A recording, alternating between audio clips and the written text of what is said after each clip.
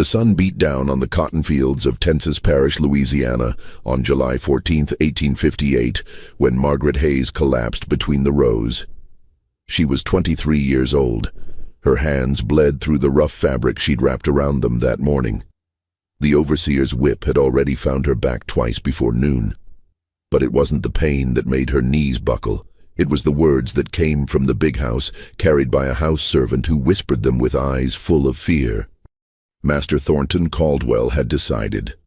Margaret's 8-year-old daughter would be sold south to the sugar plantations by week's end. The child's price would cover his gambling debts in Natchez. Margaret didn't scream. She had learned years ago that screaming only brought more pain. But something broke inside her that day, something that had been bending for a long time. She thought of her brother. She thought of Samuel, who lived in the quarters beyond the tobacco barns, who couldn't see the world with his eyes, but seemed to see everything else with a clarity that frightened even the white men who owned them. Samuel, who stood 2 meters and 10 centimeters tall, whose shoulders were so broad he had to turn sideways to enter most doors. Samuel, who had been blind since birth but moved through the world like he carried a map inside his soul. The other enslaved people whispered about Samuel Hayes. They said he could hear a lie before it left a man's mouth. They said he knew when rain was coming 3 days before the clouds appeared. They said his hands, massive and scarred from years of labor, had never struck another person in anger. But everyone knew what those hands could do if they chose to. Master Caldwell knew it too. That's why he had never raised a whip to Samuel directly, though he had profited from Samuel's strength for 12 years. Before we continue this story, don't forget to subscribe to the channel and tell us in the comments which city you're watching from. Stories like this must never be forgotten. Let's continue. Tensas Parish sat in the northeastern corner of Louisiana, where the Mississippi River carved its path through rich soil that white men had built their fortunes upon. By 1858, the parish held over 8,000 enslaved people, outnumbering the white population nearly 5 to 1. The Caldwell plantation stretched across 900 acres, with 230 people held in bondage there, growing cotton, tobacco, and corn. Thornton Caldwell had inherited the land from his father in 1847, and in 11 years he had expanded it considerably, though not through wisdom or hard work. He expanded it through cruelty, through calculated brutality, and through the sale of human beings when his card games went poorly. Caldwell was 41 years old that summer, a tall man with graying hair and a face that might have been handsome if not for the meanness that lived behind his eyes. He wore expensive clothes ordered from New Orleans, drank French wine, and fancied himself a gentleman of culture and refinement. But the enslaved people who worked his land knew different. They knew about the women he forced into his bed. They knew about the children he sold away, without a second thought. They knew about the special cruelty he reserved for anyone who showed even a flicker of pride or resistance. Margaret had been born on the Caldwell plantation. Her mother had died bringing Samuel into the world, and Margaret, just 3 years old at the time, had helped raise her baby brother. She remembered holding him in the quarters, this impossibly large infant who never cried, whose eyes looked past her even then, unfocused but somehow aware. As Samuel grew, so did the mystery of him. By age 5, he was taller than children twice his age. By 10, he was doing the work of a grown man.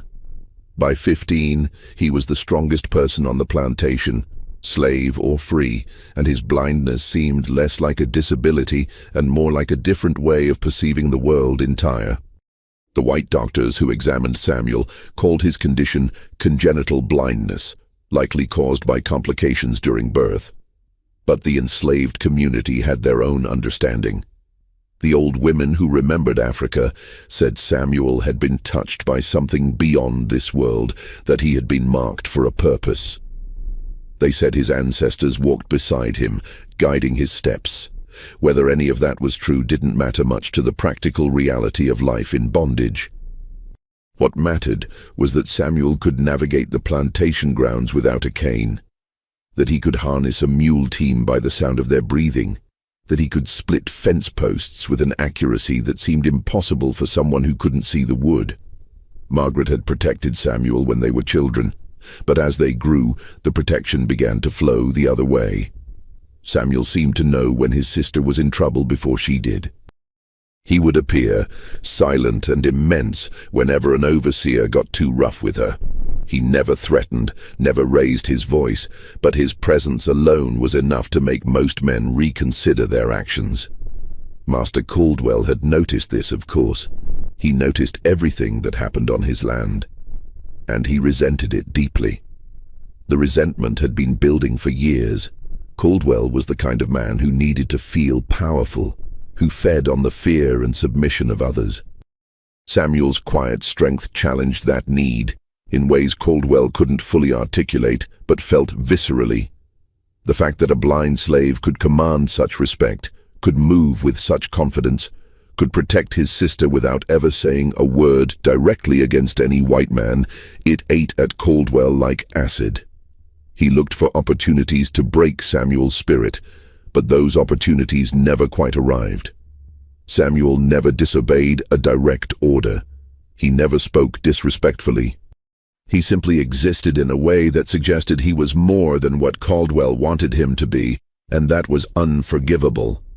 The decision to sell Margaret's daughter wasn't primarily about money, though Caldwell did owe nearly $800 to a planter in Natchez. It was about power. It was about reminding everyone on the plantation who held their lives in his hands. And it was about hurting Samuel through the one person he cared about most. Caldwell had watched brother and sister together. He had seen how Margaret guided Samuel through new spaces, how Samuel listened for Margaret's voice in a crowd.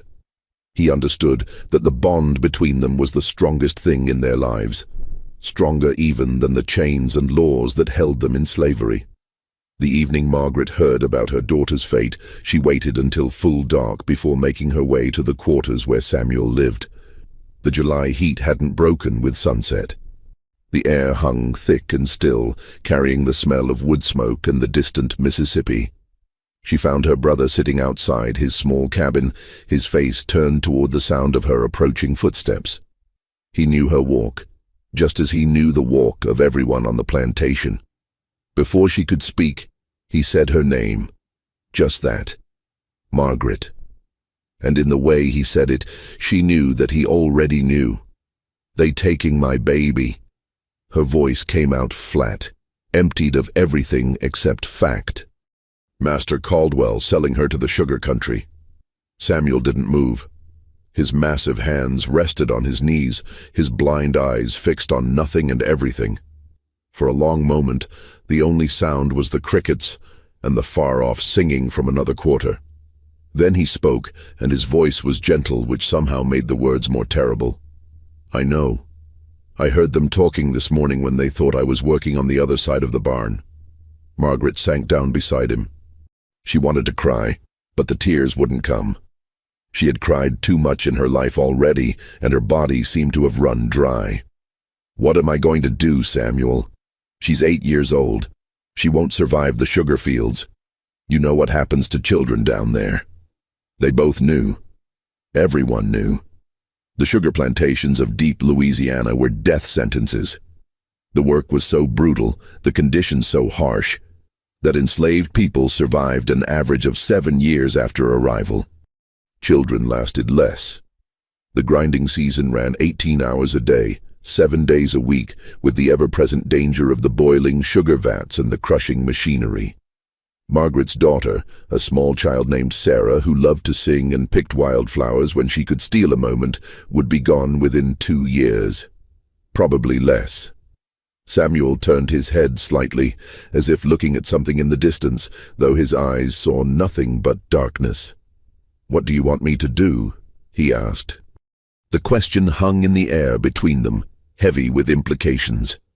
Margaret knew what she wanted. She wanted her brother to walk up to the big house, to take Thornton Caldwell by the throat, to end the man who was destroying their family.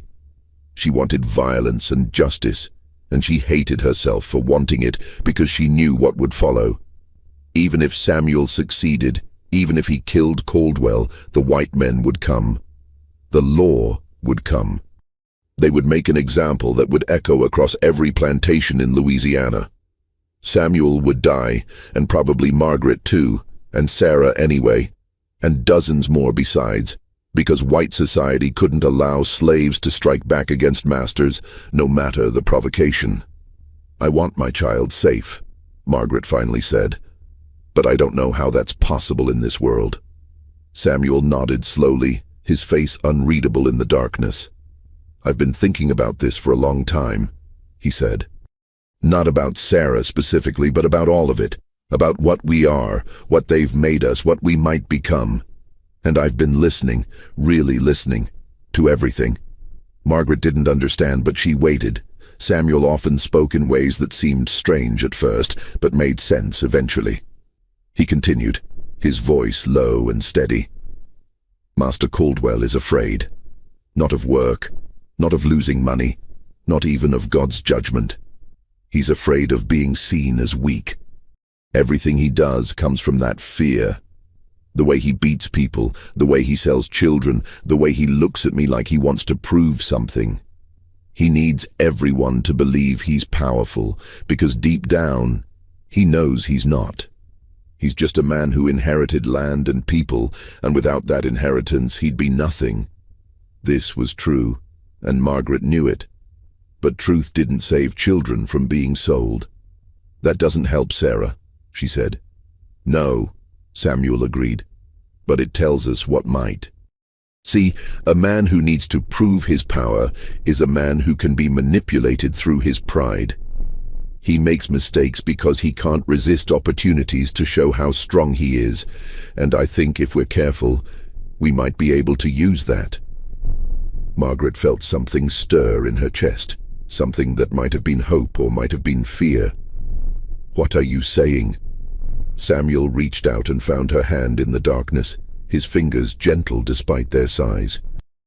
"I'm saying that there are things Master Caldwell wants more than money.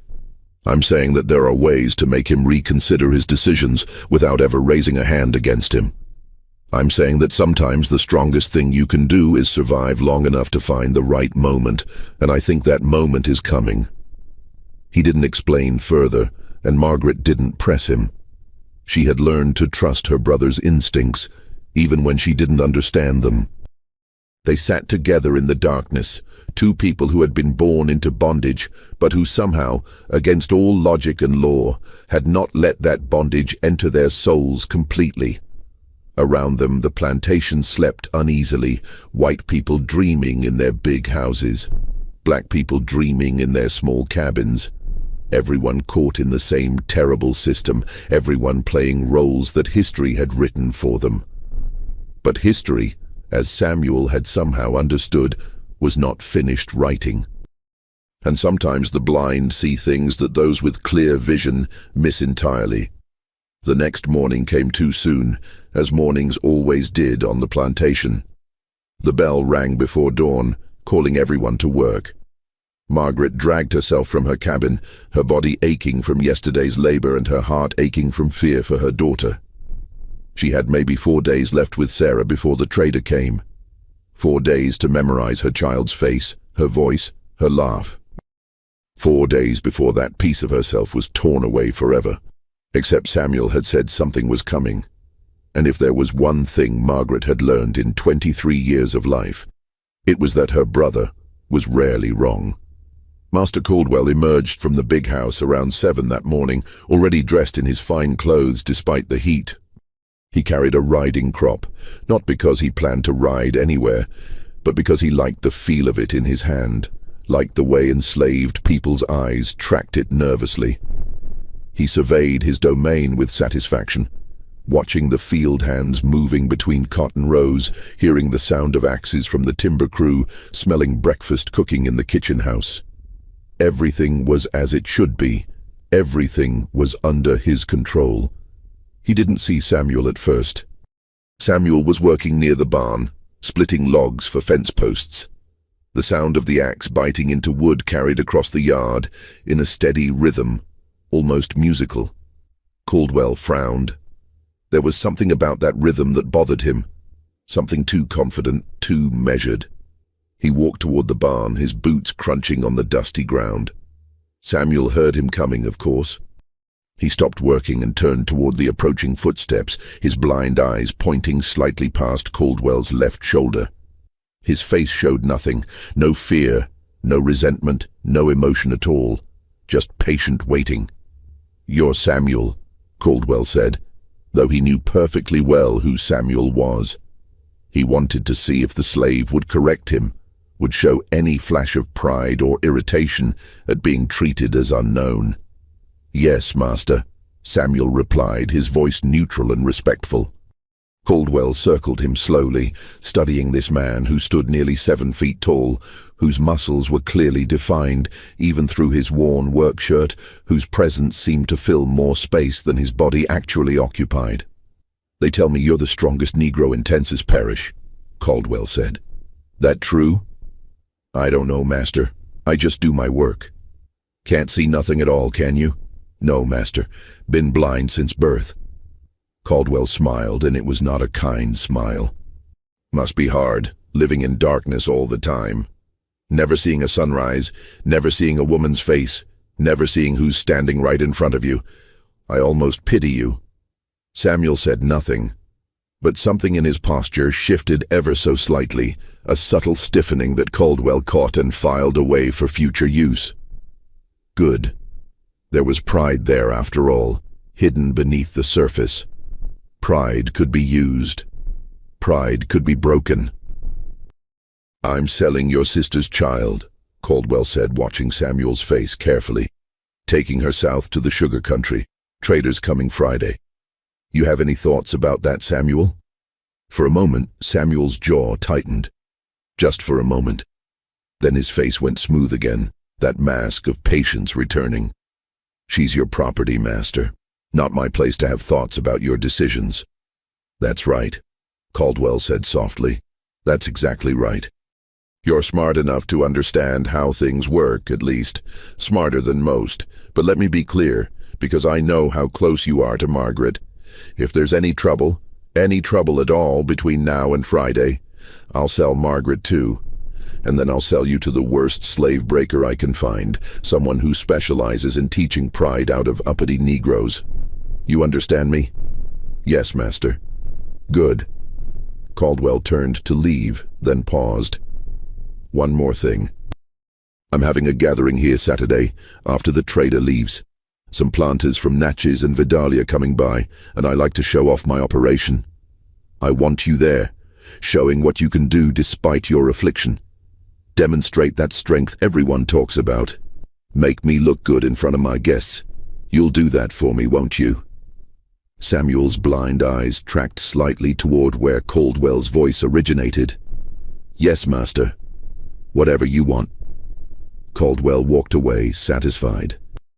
He had reminded the slave of his place, had asserted his control, had even set up an opportunity to show off one of his more unusual properties to his fellow planters. It never occurred to him that he had also done exactly what Samuel had predicted the night before. He had let his pride dictate his actions. He had created an opportunity because he couldn't resist demonstrating his power. And Samuel, standing in the yard with his axe in hand, his face turned toward the sun he couldn't see, allowed himself the smallest smile. The kind of smile that suggested a man counting cards in his head, planning moves ahead while his opponent still gloated over the current hand. The next 3 days passed in a strange suspension of time. Margaret went through the motions of work, her hands picking cotton while her mind stayed with her daughter. Sarah sensed something wrong, the way children always do, and she clung closer to her mother than usual. Margaret wanted to tell her, wanted to prepare her. But how do you prepare an 8-year-old child for being sold away from everyone she knows and loves? How do you explain that she's about to enter a hell that will likely kill her before she reaches adulthood? So Margaret said nothing, just held Sarah whenever she could, memorizing the weight of her, the smell of her hair, the sound of her breathing. Samuel continued his work with his usual efficiency, but everyone on the plantation sensed something different about him. He moved with purpose, as if following a plan only he could perceive. He had conversations with the older enslaved people, the ones who remembered things from before, who carried knowledge passed down through generations. He spent time near the big house, listening to the white people talk, his enhanced hearing catching fragments of conversation that others missed. And he worked on the fence posts with particular care, selecting wood of specific sizes and weights, cutting them with precision that seemed unnecessary for their purpose. Continuing Part 1.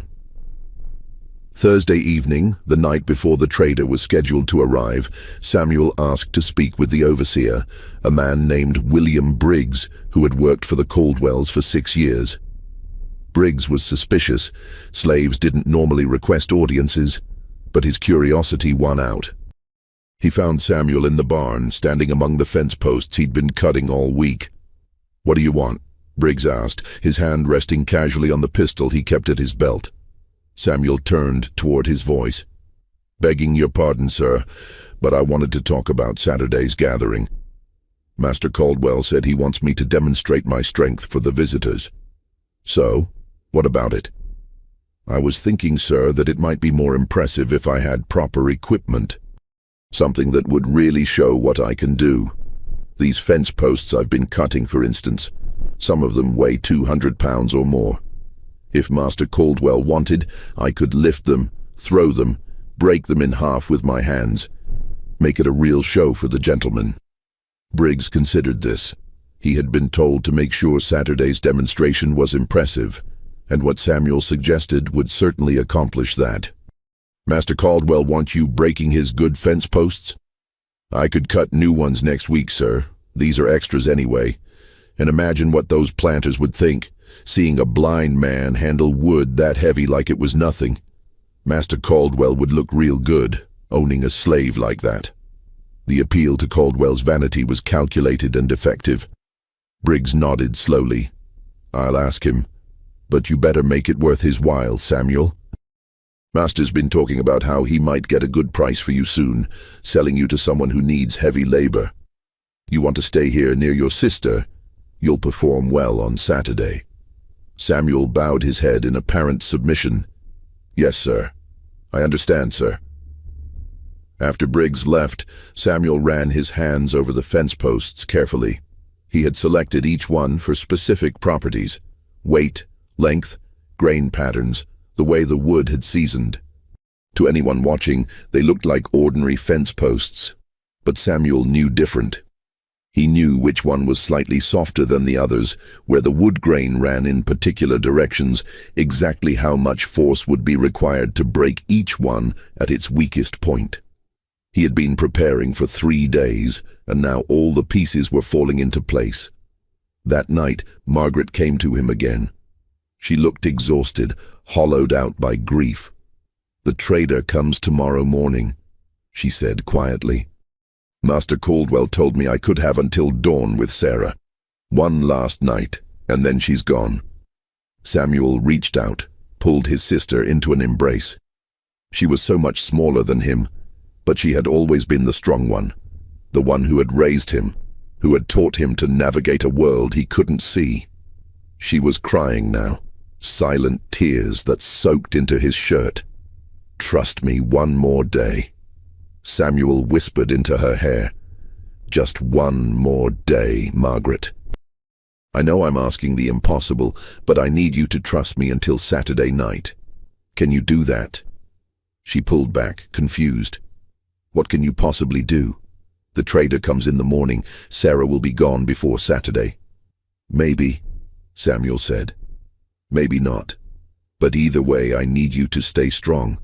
I need you to remember that you're more than what they've tried to make you, and I need you to keep Sarah calm tomorrow, no matter what happens. Can you do that for me?" Margaret didn't understand, but she had learned to trust the strange certainty that sometimes entered her brother's voice. She nodded against his chest. "I'll try. That's all I ask," Samuel said gently. And then, so quietly she almost didn't hear it, he added, "Master Caldwell thinks he knows what power is, but he's about to learn different." Friday morning arrived with brutal finality.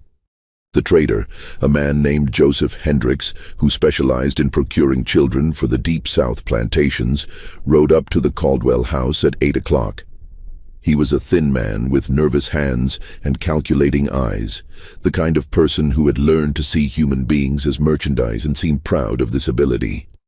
Master Caldwell greeted him warmly, offering coffee and pastries while they negotiated the price for an 8-year-old girl who could pick cotton and hadn't yet learned to be troublesome. Margaret stood in the yard, holding Sarah close. Other enslaved people gathered at a respectful distance, bearing witness to another family being torn apart, their faces showing the careful blankness that came from watching terrible things you were powerless to stop. Sarah was crying quietly, her small face pressed against her mother's side. She didn't fully understand what was happening, but she understood enough. Samuel stood apart, near the barn. His face turned toward the scene he couldn't see but could hear all too clearly. His massive hands were clenched at his sides, the only outward sign of the rage that must have been burning inside him. William Briggs watched him carefully, one hand on his pistol, ready for trouble. But Samuel didn't move, didn't speak, didn't do anything except stand there like a statue carved from grief. Caldwell and Hendricks emerged from the house. Their business concluded. Caldwell had gotten $650 for Sarah, enough to cover most of his Natchez debts. He was pleased with himself, in the way that men who have just profited from evil often are. He gestured toward Margaret. "Bring the girl over here," he called. Margaret's legs seemed to stop working. She couldn't move, couldn't make herself take those steps that would hand her child to the trader.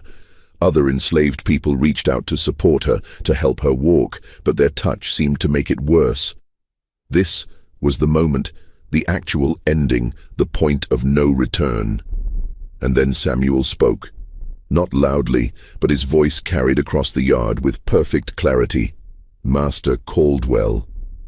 Everyone froze. Slaves didn't interrupt white men's business, ever. Caldwell turned slowly, his face already darkening with anger. "What did you say, Samuel?"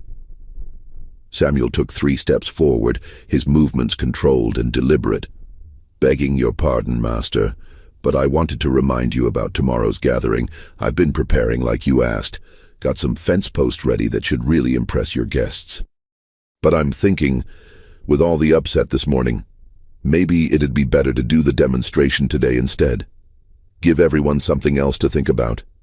And your visitor, Mr. Hendricks here, he might enjoy seeing what your operation can produce. Might even consider it part of the value of doing business with you." It was masterfully done. Samuel had offered Caldwell an opportunity to show off, to demonstrate his superiority, to perform power in front of witnesses. And he had done it in a way that seemed like servile consideration rather than manipulation. Caldwell's anger faded slightly, replaced by the familiar hunger to be admired. Hendricks, for his part, was intrigued. "I wouldn't mind seeing this," he said. "Heard some stories about your blind giant here. Be interesting to see if they're true." Caldwell considered for a moment. The demonstration was supposed to be tomorrow, but having it today would serve the same purpose. And it would delay the unpleasantness with Margaret and her child, which was starting to make even him slightly uncomfortable. The woman's grief was so naked, so raw, that it was affecting the mood. "Fine," Caldwell decided. "Samuel, show Mr. Hendricks what you can do. Briggs, set it up." The overseer quickly organized things. The fence posts Samuel had prepared were brought out into the yard, each one a thick piece of oak or hickory that would have taken 2 normal men to carry comfortably. Samuel moved among them confidently, his hands running over the wood, selecting specific pieces. To the watching white men, it looked like showmanship. To Margaret, who knew her brother better than anyone, it looked like something else entirely. It looked like preparation. "This one first," Samuel said, lifting a fence post that must have weighed close to 250 pounds. He held it overhead with both hands, making it look effortless despite his blindness. The enslaved people watching knew this was genuinely impressive. The white men were impressed too, but for different reasons. They saw confirmation of what they wanted to believe about themselves. That they could control even the strongest, most capable people. That power came from ownership rather than from any inherent quality. Samuel held the post for a long moment, then brought it down with careful precision, sinking one end into the soft ground near the barn. He moved to the next post, then the next, creating a line of standing posts. His movements were fluid, almost like a dance, and his blind eyes seemed to see every detail of what he was creating. Margaret watched, confused. This wasn't just a strength demonstration, this was something else. But what? Caldwell was enjoying himself now. He turned to Hendricks with a proprietary smile. Impressive, isn't he? Born blind, but you'd never know it watching him work. Worth every penny I paid for his mother, God rest her soul. How much you think a slave like that would fetch? Hendricks asked, his merchant's mind always calculating. Oh, I'd never sell Samuel, Caldwell said, though he had threatened exactly that just yesterday. Too valuable right where he is. But if I did, probably $1,800, maybe $2,000.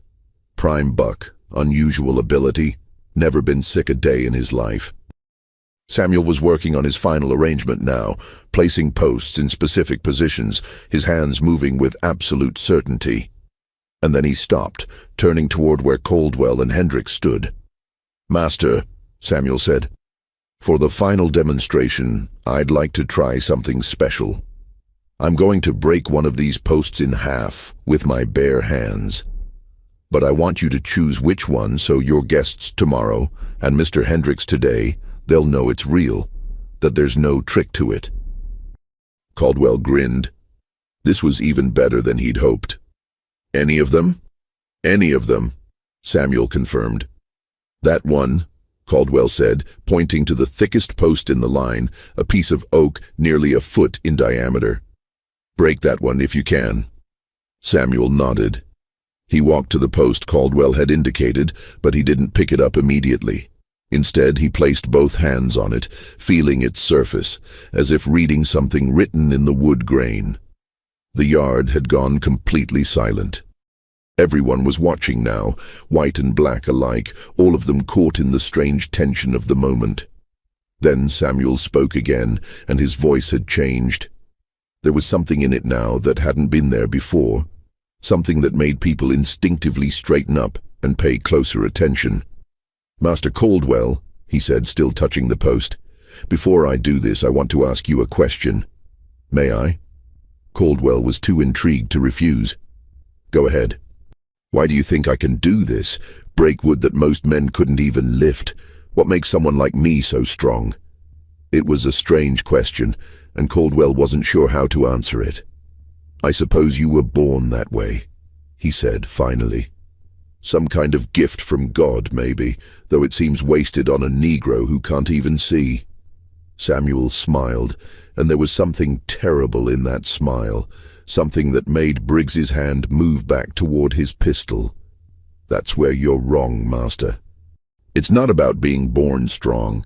It's about what strength really is. You think strength is muscles, power is violence, control is ownership, but you're missing something important. What's that? Caldwell asked, and there was a warning edge to his voice now. This conversation was moving in directions he didn't like. Strength, Samuel said gently, is knowing who you are when everything tries to tell you you're nothing. Power is surviving what should have destroyed you. And control. He lifted the massive post with one hand, holding it horizontal like a spear. Control is an illusion that weak men tell themselves so they can sleep at night. Then, before anyone could react, Samuel brought the post down across his knee with devastating force. The sound of wood splitting echoed across the yard like a gunshot. The post broke clean in two, but Samuel didn't stop there. He took the two halves and brought them together, snapping them again and again, reducing what had been solid oak to kindling in a matter of seconds. His movements were precise, controlled, terrifying in their efficiency. When he was done, He dropped the broken pieces at Caldwell's feet and stood there, breathing easily, his blind eyes fixed on nothing and everything. The yard was completely silent. Thornton Caldwell stared at the shattered wood scattered around his boots. His face had gone pale, then red, cycling through colors like a man struggling to process what he'd just witnessed. It wasn't the breaking of the post that had shaken him. He'd expected that, had asked for it even. It was everything else. The way Samuel had spoken, the strange authority in his voice, the absolute confidence in those movements. And most disturbing of all, the feeling that somehow, in some way Caldwell couldn't quite define. The power dynamic in his own yard had just shifted. Joseph Hendricks let out a low whistle. "Well," he said, trying to break the tension with casual conversation, "that's something you don't see every day. Your boy's got real ability, Caldwell. Real ability indeed." But Caldwell wasn't listening. He was watching Samuel, watching the way the other enslaved people were watching Samuel, seeing something in their faces that terrified him more than any physical threat could. They were looking at Samuel like he had just done something impossible. Not the breaking of the wood. Something else. Something that had happened in the speaking, in the claiming of a kind of dignity that slaves weren't supposed to possess. "Get back to work," Caldwell snapped at Samuel, his voice harsher than he'd intended. "All of you, back to work. Show's over." The enslaved people dispersed slowly, reluctantly, their eyes lingering on Samuel as he turned and walked back toward the barn with that same confident stride. Margaret stood frozen where she'd been throughout the demonstration, Sarah still clinging to her side. The child had stopped crying during Samuel's performance, distracted by the spectacle, but now the reality of the situation came flooding back. The trader was still here. The sale was still happening. Except something had changed in Caldwell's demeanor. He looked at Sarah, then at Margaret, then back toward the barn where Samuel had disappeared. His jaw worked as he ground his teeth, thinking through implications, weighing options. Finally, he turned to Hendricks. "Come back inside," Caldwell said abruptly. "I need to reconsider some things." Hendricks raised an eyebrow but followed Caldwell back into the house. William Briggs watched them go, confusion evident on his face. Margaret didn't dare hope, didn't dare let herself believe that anything might have changed. But she felt Sarah's grip on her dress loosen slightly, felt the child's breathing begin to steady. Inside the big house, Caldwell poured himself a whiskey despite the early hour. His hands shook slightly as he lifted the glass to his lips. Hendricks waited patiently, his merchant's instincts telling him that something interesting was about to happen.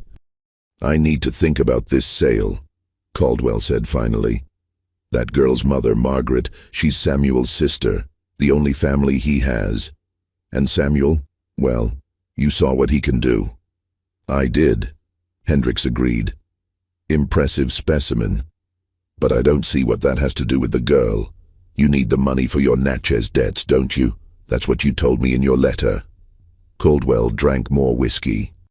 His pride was at war with his practical sense, and he didn't like the conclusion he was reaching. Samuel's been docile his whole life, never caused a moment's trouble. But if I take his only family away, if I push him too far, I don't know what he might do. You saw how he looked at me out there. You felt what I felt. He's still just one slave, Hendricks pointed out. Blind at that. What can he really do? It's not what he can do, Caldwell said quietly. It's what the others might do if he decides to do it. They look up to him, Hendricks. I've seen it. And a slave that other slaves follow, that's more dangerous than any amount of physical strength. The last thing I need is an uprising, especially right before I'm hosting planters from 3 parishes. If word got out that I couldn't control my own property, I'd be ruined socially. Probably financially too. Hendricks nodded slowly, beginning to understand. So, you want to keep the girl? Use her as insurance, keep Samuel in line. Exactly. Caldwell poured another whiskey.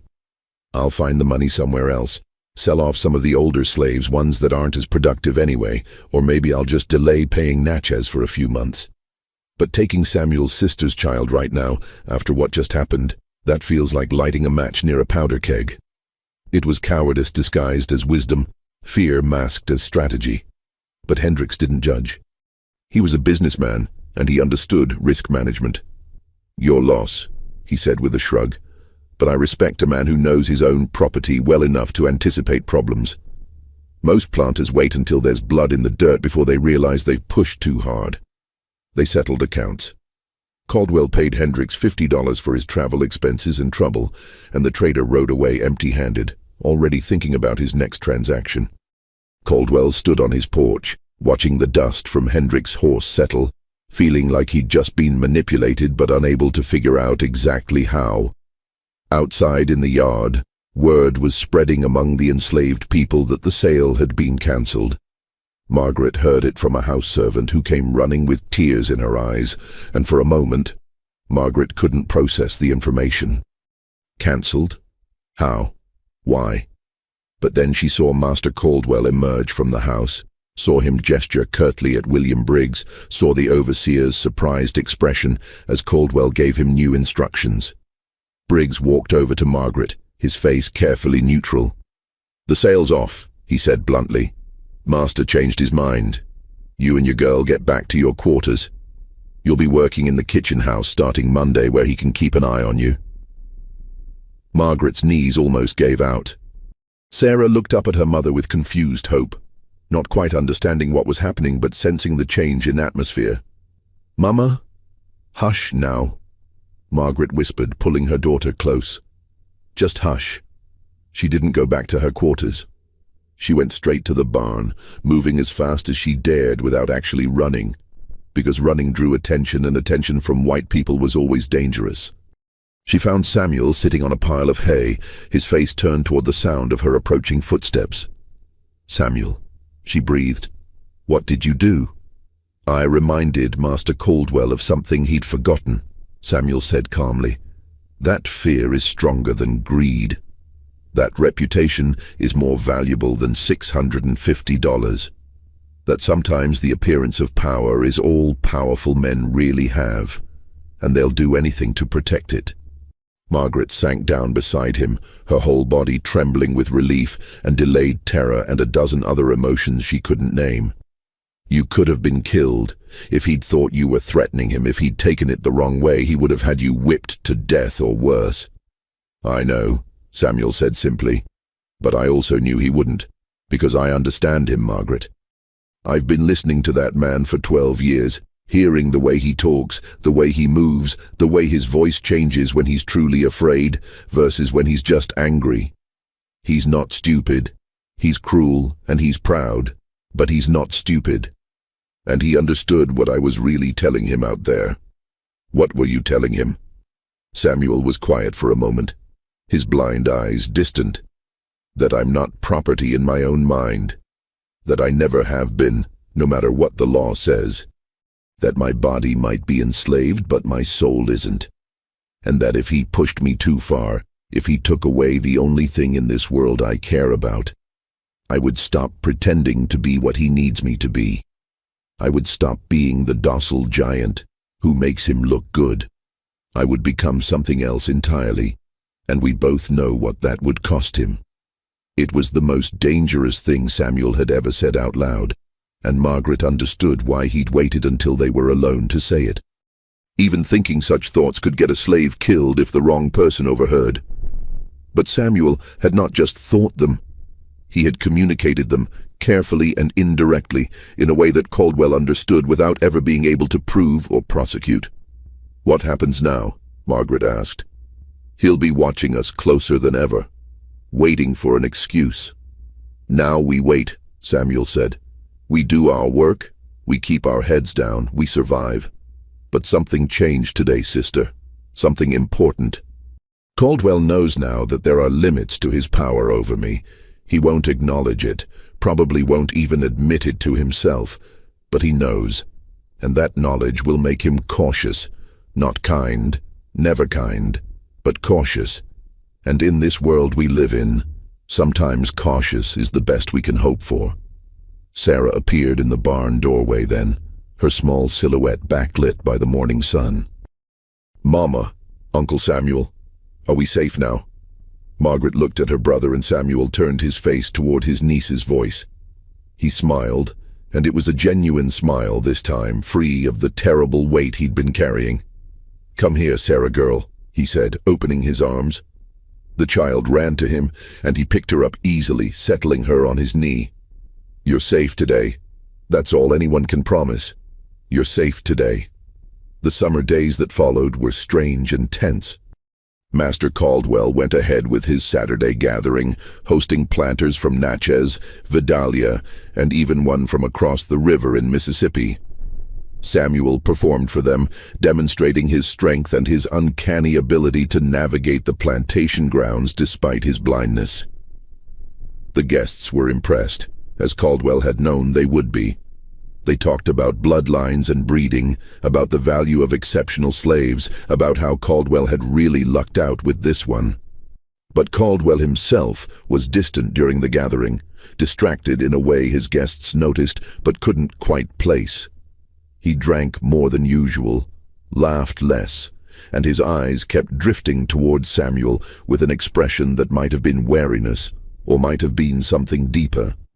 When one of the Natchez planters offered $2,000 for Samuel on the spot, Caldwell refused so quickly and firmly that the offer wasn't repeated. Margaret was moved to the kitchen house, as Briggs had said.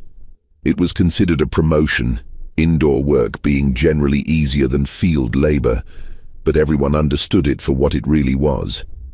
Caldwell wanted Samuel's sister, where he could monitor her, where house servants would report her every word and action. It was surveillance disguised as favor, control masquerading as kindness. But even with the increased scrutiny, life settled into a new rhythm. Sarah stayed close to her mother, working small tasks in the kitchen, learning to cook and clean. The other enslaved people treated Margaret and Samuel with a kind of quiet respect that hadn't been there before. Nothing was said explicitly, but everyone had witnessed what happened that Friday morning, and everyone had drawn their own conclusions. The story spread beyond the Caldwell plantation, the way stories always did in the enslaved community. In whispered conversations at river crossings where different plantation workers met, in churches where black people gathered on Sundays under white supervision, in the hidden spaces where information flowed along invisible networks, people talked about the blind giant who had faced down his master without raising a hand, who had saved his sister's child through nothing but words and presence and an unbreakable certainty about his own worth. Some of the stories were exaggerated, as stories always are. They said Samuel had threatened Caldwell openly, that he'd promised violence, that he'd shown supernatural power. None of that was true, but the emotional truth beneath the exaggerations was real enough. Something had happened on the Caldwell plantation that challenged the fundamental assumptions of the system. A slave had asserted his humanity in a way that a master had been forced to recognize, however reluctantly. August turned to September. The cotton came in heavy and thick, requiring every available hand to pick it before the weather turned. Samuel worked the wagon teams, hauling cotton from the fields to the gin, his massive strength making him more efficient than any two other workers. Margaret and Sarah picked alongside the other women and children, their hands moving through the bowls with practiced efficiency, their backs aching by day's end. Caldwell watched them all with hooded eyes, his mind working through problems he wouldn't discuss with anyone. The truth was, Samuel had terrified him that morning, and the fear hadn't diminished with time. It had grown, taken root, become something he couldn't shake. Every time he saw the blind giant moving confidently through the plantation, every time he heard other slaves mention Samuel's name with that particular tone of respect, he felt his control slipping incrementally. Not in ways he could point to or punish, but in ways that mattered more than physical rebellion ever could. The thing about fear, though, is that it curdles into hatred if left long enough, and hatred demands release. By October, Caldwell had made a decision. He couldn't kill Samuel, that would be too obviously wasteful of valuable property and would raise questions he didn't want to answer. He couldn't sell Samuel because that would look like weakness, like he'd been forced to get rid of a slave he couldn't control, but he could break Samuel's spirit. He could find ways to remind the giant of his place, to chip away at that unshakable dignity until nothing remained but the proper subservience a slave was supposed to show.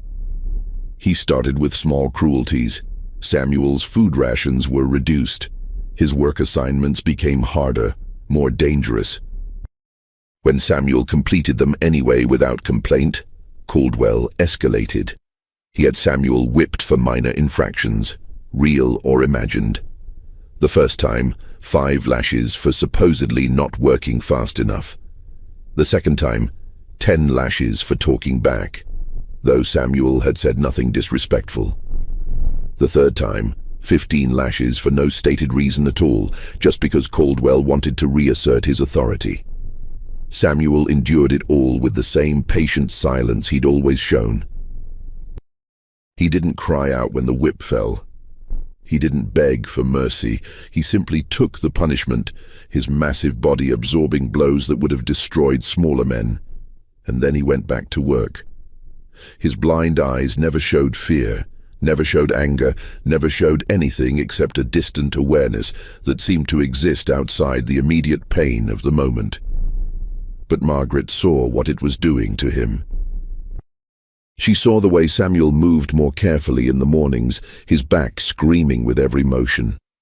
She saw the blood seeping through his shirt from wounds that hadn't been given time to heal before new ones were added.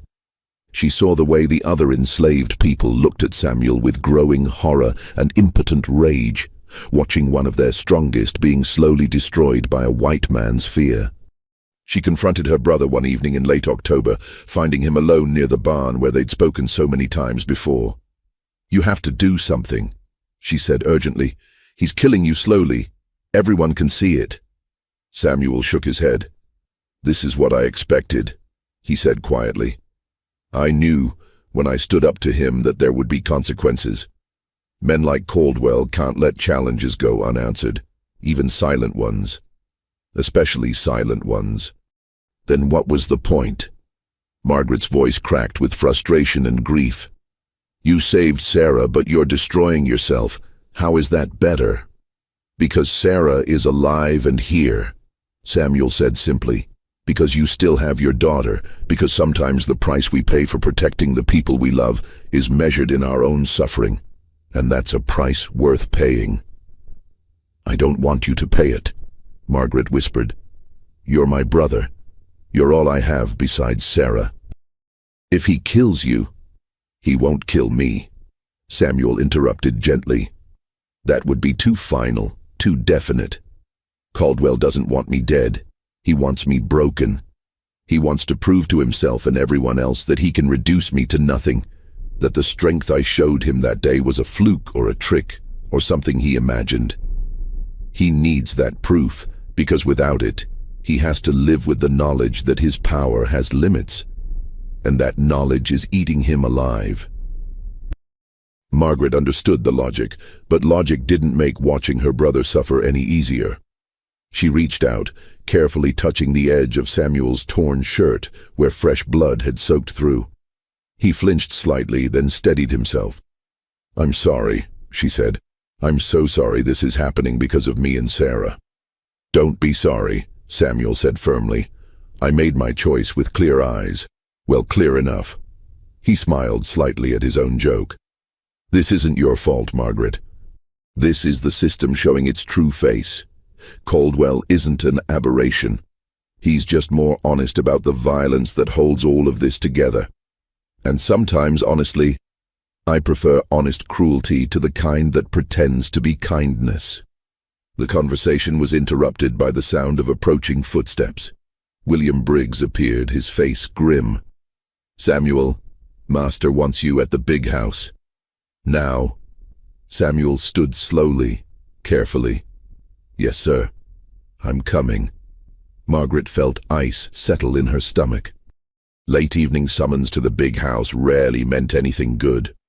She watched her brother follow the overseer across the yard, his tall figure disappearing into the gathering darkness, and she had the terrible feeling that something fundamental was about to shift again.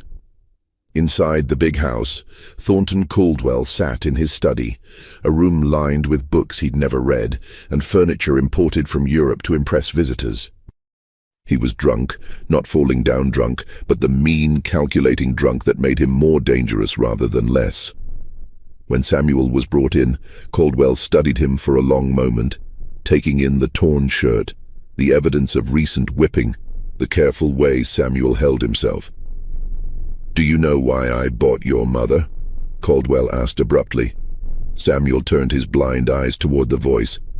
"No, master." "She was cheap," Caldwell said, swirling the whiskey in his glass. "That's why."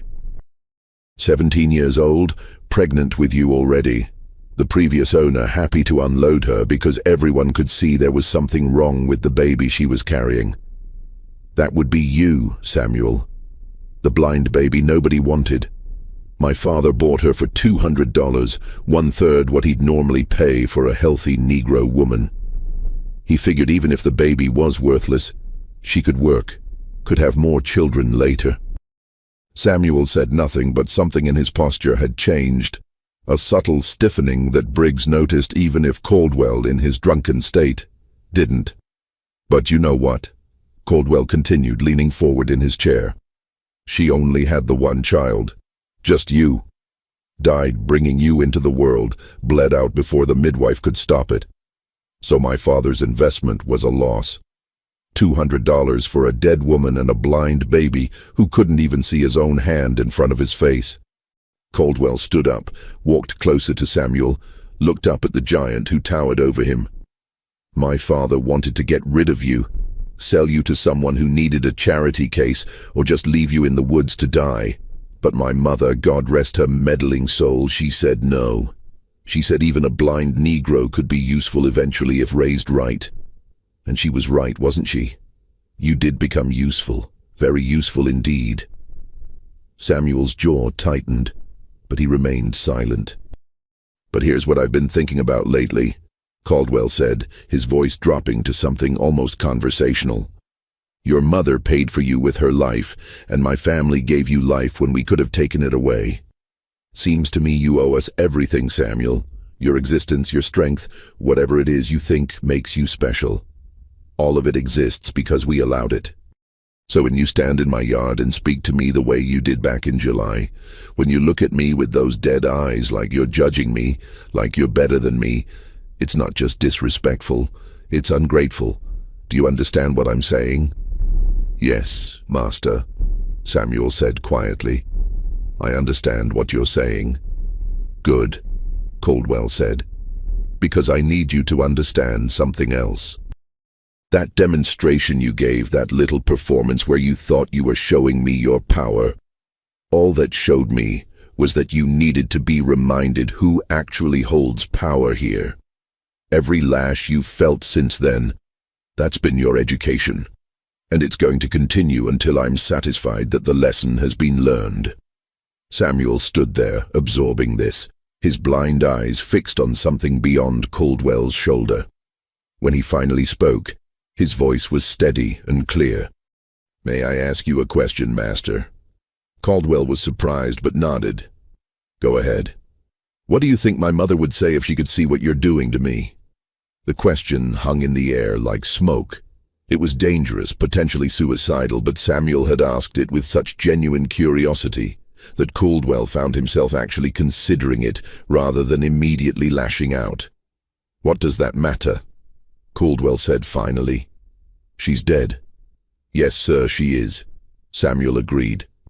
"Died, bringing me into a world where I'd be enslaved from my first breath to my last. Died so I could live in darkness, literal and metaphorical both.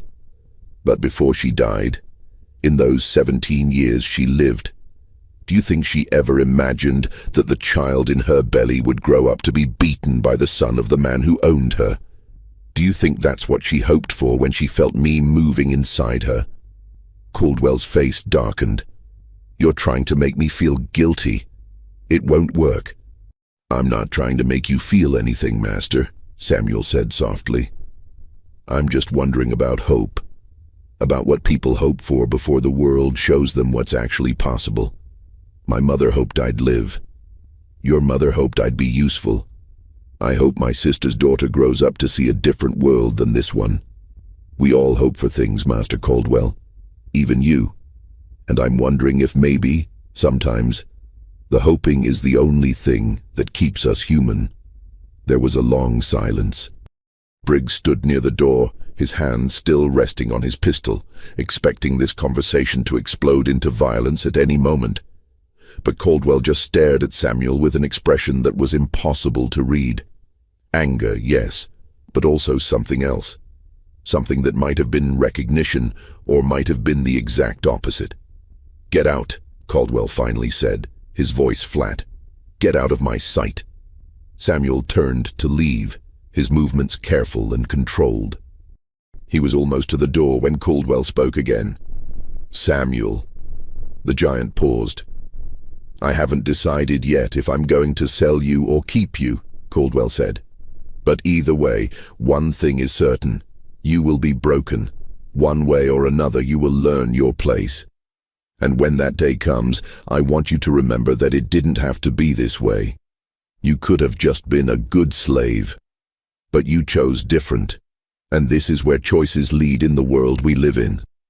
Samuel didn't respond. He simply walked out of the big house, back into the October night, his tall figure swallowed by shadows. Behind him, Caldwell poured another whiskey and wondered why breaking one blind slave felt so desperately important, why it consumed his thoughts more than any other aspect of managing his plantation, why Samuel's quiet dignity felt like a personal attack on everything Caldwell believed about himself and his place in the world. The answer, had he been honest enough to face it, was simple.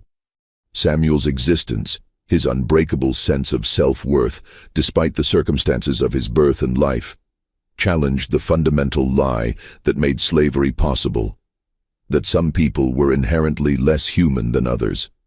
And if that lie wasn't true, if people like Samuel could possess the same dignity and worth as people like Caldwell, despite all the laws and customs and violence that said otherwise, then Caldwell's entire identity, his entire worldview, was built on sand.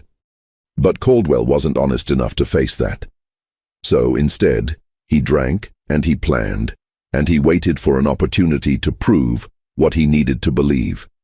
That power came from ownership. That strength was violence, that control was the only truth that mattered. That opportunity came in late November. A group of slave catchers arrived at the Caldwell plantation, tracking 3 runaways from a property in Mississippi.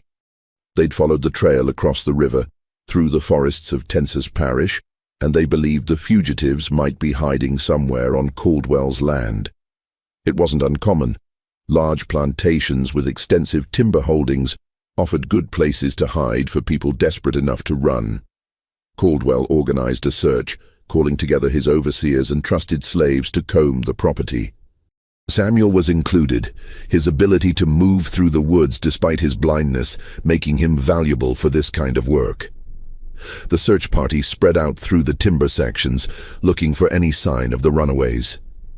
Samuel found them first, not by sight, obviously, but by sound and smell, and that peculiar awareness he'd developed over years of navigating without vision. He heard their breathing, heard the tiny sounds of people trying desperately to stay hidden, smelled the fear sweat and exhaustion. They were hiding in a dense thicket near the edge of Caldwell's property. 3 people, 2 men, and a woman. They'd been running for days, maybe weeks. They were starving and terrified. Samuel stood at the edge of the thicket, knowing exactly where they were, knowing he could call out to the searchers and lead them directly to the fugitives. That was what he was supposed to do. That was what a good slave would do, helping his master recover valuable property, proving his loyalty. But Samuel thought about his mother, who had died bringing him into slavery. He thought about his sister, who had almost lost her daughter to the sugar plantations. He thought about hope, about what people hoped for before the world crushed those hopes. And he thought about the choice he'd made back in July, the choice to value human dignity over survival, to risk everything rather than pretend he was less than he knew himself to be. He made his decision in a moment, though it felt like it had been building for his entire life. "The searchers are coming from the east," Samuel said quietly, speaking toward the thicket. "They'll be here in maybe 10 minutes. If you go north, stay low, follow the creek bed about half a mile, you'll hit a path that leads to the Wilson property. They're more careless with their patrols than Caldwell. From there, you might be able to make it to the swamps. It's your only chance." There was a long moment of shocked silence from the thicket, then rustling sounds as the fugitives moved, hesitating, uncertain if this was a trap. Samuel turned his back to them, giving them space to decide, to run or not run, to trust or not trust this blind giant who had just offered them the most dangerous gift possible. A chance. They ran. Samuel heard them crashing through the underbrush, heading north like he'd told them. He waited, counting breaths, giving them time to get clear. Then he turned and headed back toward where the other searchers were working, his face showing nothing of what had just happened. He encountered William Briggs 15 minutes later. "Any sign?" the overseer asked. "Nothing in my section," Samuel reported, "but I heard something to the east. Might have been them, might have been deer." The search continued through the afternoon, but the fugitives were gone, swallowed by the vast Louisiana wilderness. They were never found, never caught, never returned to the Mississippi plantation they'd fled from. No one ever knew that Samuel had helped them, that he'd made a choice that could have gotten him killed or worse if discovered. Except Margaret knew.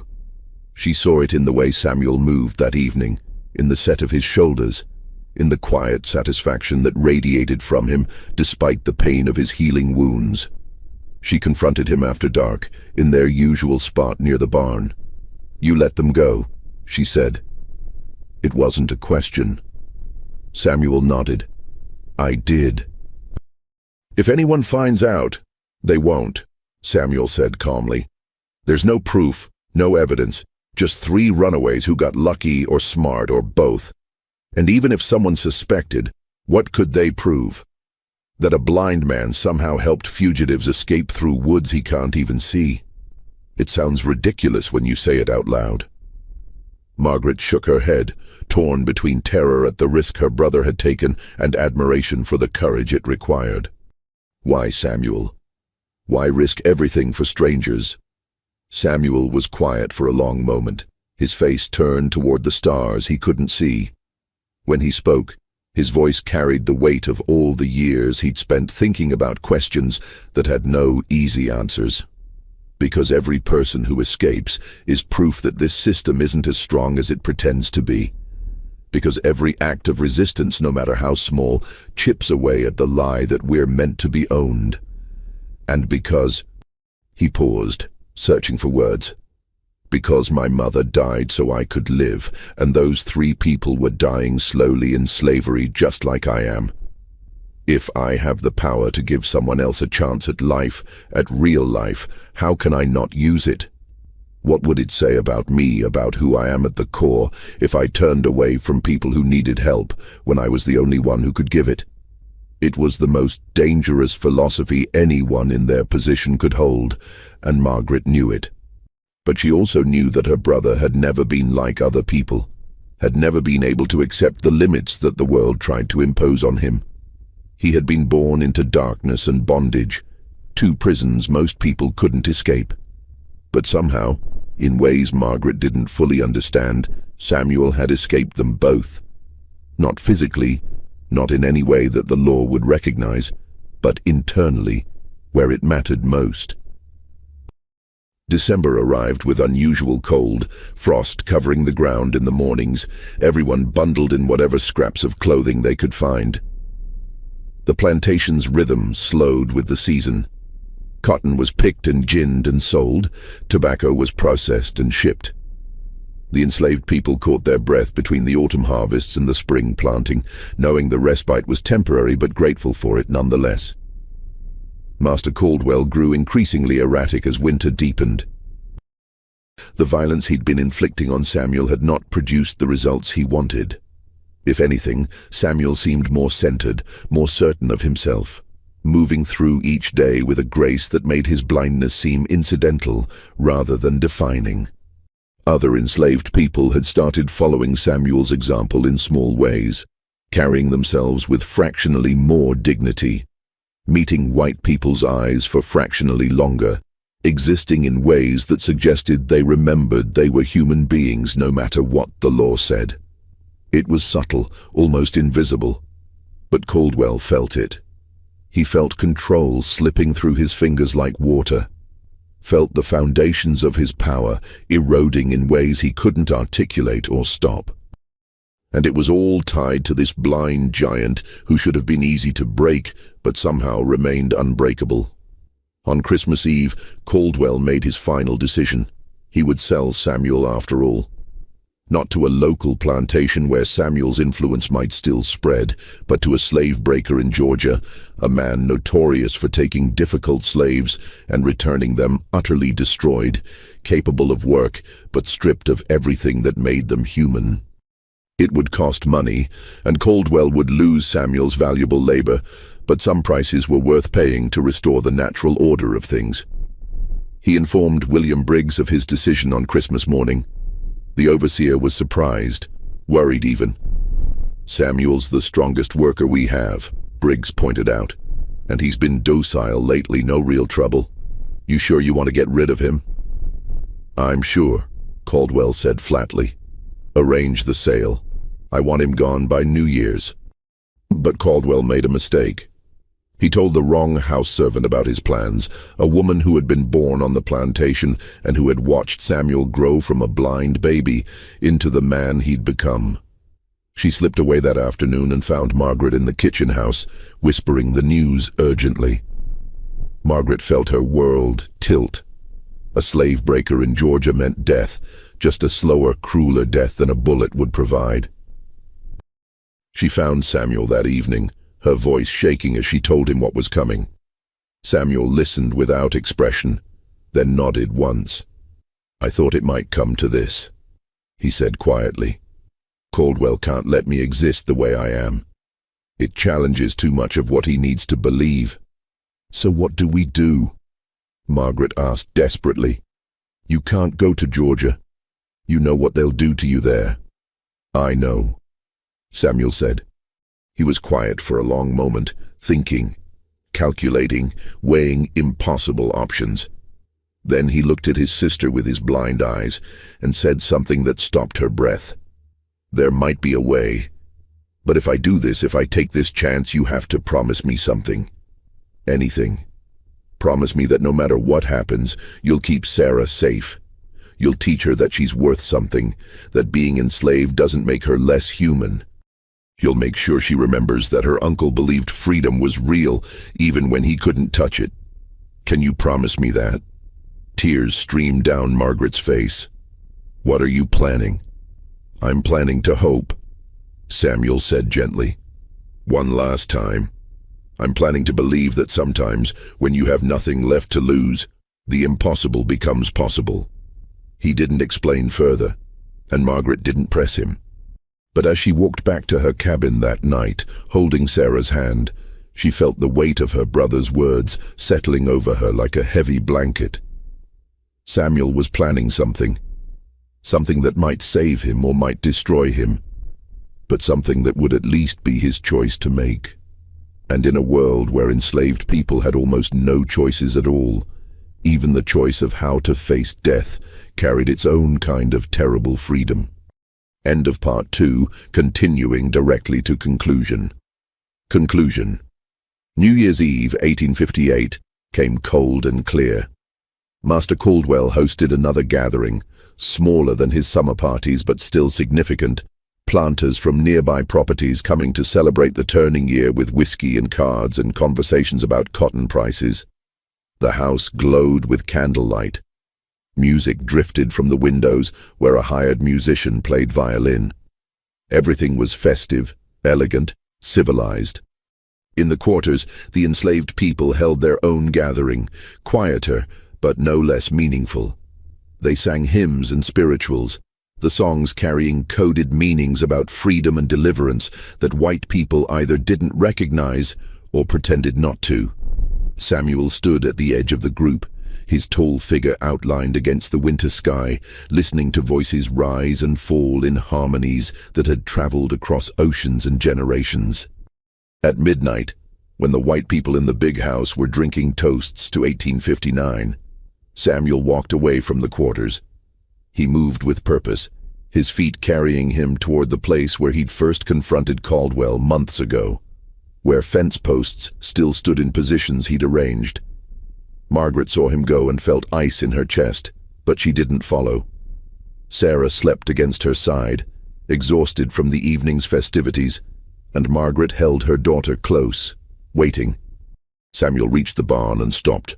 He stood there, his face turned upward toward stars he couldn't see, and for the first time in years, he allowed himself to remember what hope felt like. Not the desperate, clinging hope of survival, but the wild, dangerous hope of possibility. The hope that said maybe, just maybe, the world could be different than it was. That systems could be challenged.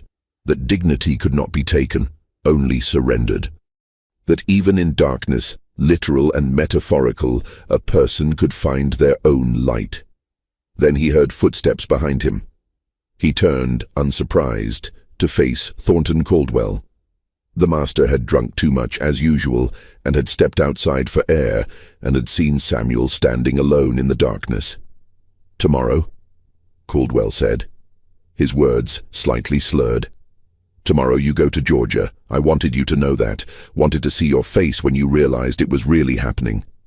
Samuel nodded slowly. "I know, Master. I heard." "Good," Caldwell said. "So you understand. Everything you thought you were, everything you pretended to be, it all ends tomorrow. By this time next month, you'll be exactly what you should have been from the start. A tool, an object, nothing more." "Maybe," Samuel said quietly. "Or maybe you're wrong about what I am. Maybe you've always been wrong." Caldwell laughed, a harsh sound without humor. "Still proud even now. Well, let's see how long that lasts in Georgia." He turned to walk away, dismissing Samuel with that turn, reasserting his power through the simple act of ending the conversation on his terms. But he'd taken only 3 steps when Samuel spoke again, and something in his voice made Caldwell stop and turn back. "Master Caldwell," Samuel said, "I want to thank you." "Thank me?" Caldwell's voice dripped skepticism. "For what?" "For showing me who I am," Samuel said simply. "You've spent months trying to break me, trying to prove that I'm nothing but property. And every time you failed, every time I stood back up, every time I held onto the part of myself that you can't touch, no matter how hard you try, I learned something important. I learned that I'm more than you'll ever be, because I know what it means to survive with dignity, while you only know what it means to destroy without courage." The words hung in the cold air between them. For a moment, just a moment, Thornton Caldwell saw himself reflected in those blind eyes. He saw a man whose power came entirely from systems he hadn't built, laws he hadn't written, violence he commanded others to perform. He saw a hollowness at his own center, an emptiness that all the land and slaves and money in the world couldn't fill. He saw what Samuel had been trying to show him all along, that true strength had nothing to do with ownership and everything to do with remaining human in circumstances designed to strip humanity away. Then, the moment passed, and Caldwell's face twisted with rage. He raised his hand to strike Samuel, to finally unleash the physical violence he'd been proxy-inflicting for months. But Samuel didn't flinch, didn't move, didn't show even a flicker of fear. He simply stood there, 7 feet of unshakable certainty, and Caldwell's hand fell back to his side. "Get away from me," Caldwell whispered, and there was something broken in his voice. "Just get away." Samuel nodded and walked past him, back toward the quarters, leaving Caldwell standing alone in the darkness. The master stayed there for a long time, shaking with emotions he couldn't name, staring at nothing, feeling like he'd just lost something important, but unable to define what it was. In the quarters, Margaret waited for her brother.